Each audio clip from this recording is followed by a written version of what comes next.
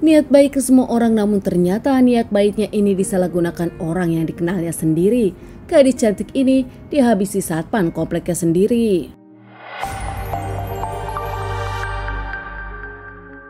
Rafika Hasanuddin, biasa dipanggil dengan sebutan Pika, berusia 22 tahun, tinggal di perumahan Yusuf Bautu, Goa, Sulawesi Selatan. Nasib Rafika nampaknya tak seberuntung yang lainnya. Rafika dihabisi satpam kompleknya sendiri, padahal dirinya berniat baik kepada satpam tersebut. Rafika sendiri adalah lulusan di fakultas ternama di Sulawesi, mengambil jurusan farmasi, dikenal baik, sopan, mandiri, bahkan pintar. Rafika pun yang aktif dengan beberapa kegiatan hingga membuat namanya terkenal di kampus. Vika dikenal sebagai wanita yang memang mandiri. Vika sendiri kerap memberikan bantuan kepada orang-orang, tak pernah pandang bulu. Salah satunya Vika pun baik kepada security kompleknya, termasuk Pak Saleh, salah satu satpam kompleknya. Pak Saleh cukup lama bekerja di komplek Vika. Pak Saleh sendiri adalah pria berusia 38 tahun yang tinggalnya tak jauh dari komplek tersebut. Menurut sang istri, Pak Saleh dikenal baik, romantis, tanggung jawab, dan juga pekerja keras.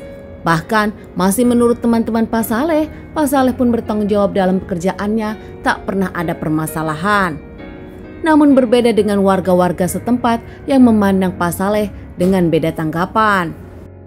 Menurut para warga tempat Pak Saleh bekerja, Pak Saleh dinilai genit, bahkan pernah sekali Pak Saleh ketahuan sedang mengintip.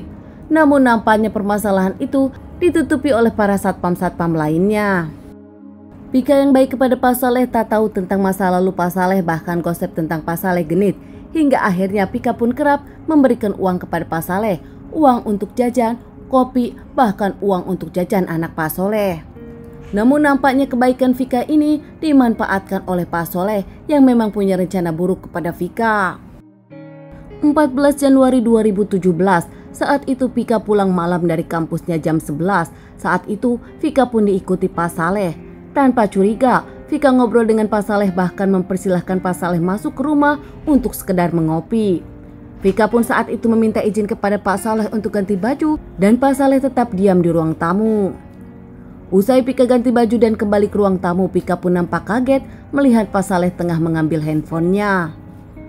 Pak Saleh yang kaget ketahuan tanpa basa-basi langsung memukul Vika dan menyiksa Vika, bahkan menganiaya Vika hingga tak berdaya.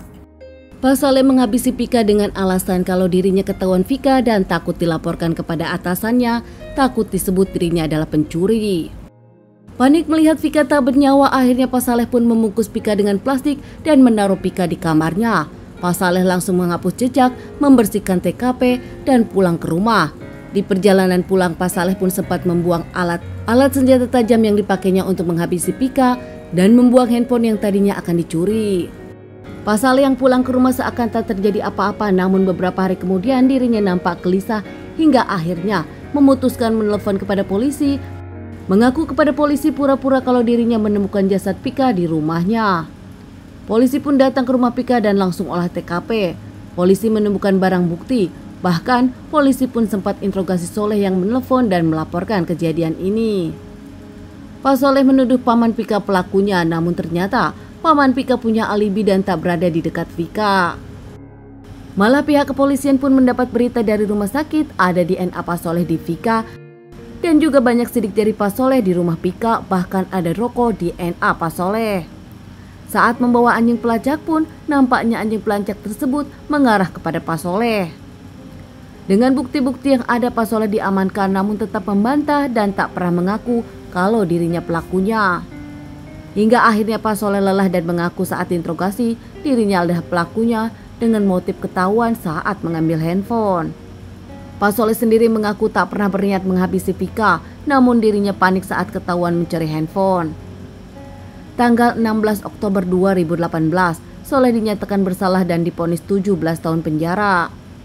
Keluarga Vika yang merasa kehilangan dan kecewa dengan hukuman yang kurang lama, kebaikan Vika dibalas dengan kejahatan oleh Soleh.